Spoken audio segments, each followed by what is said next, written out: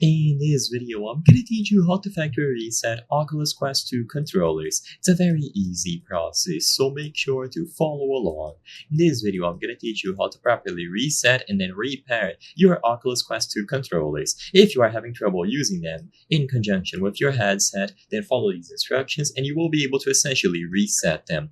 Keep in mind that, to my knowledge and according to my research, there is no way to properly factory reset them through a button or through a specific combination of buttons. So even if you try pressing specific buttons on the Oculus Quest 2 controllers, you will not be able to perform a full factory reset. So the way in which you do actually reset them is done through the mobile app.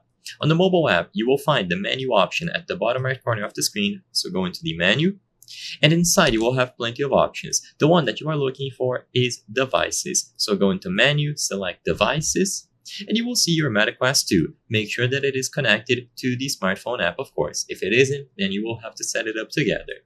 Choose the Meta Quest 2 and scroll all the way down on its page.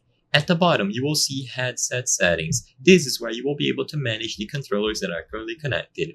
So on headset settings, go to controllers, which should be the second option from the top.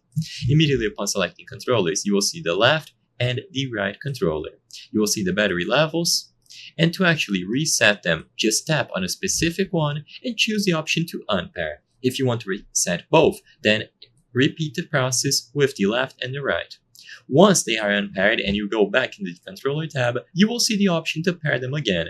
So choose pair Meta Quest 2 left controller and then right controller and follow the instructions on screen. There's no secret to this. By doing this process, you will essentially be resetting the connection, which can help resolve temporary issues. I hope I was able to help you on how to factory reset Oculus Quest 2 controller.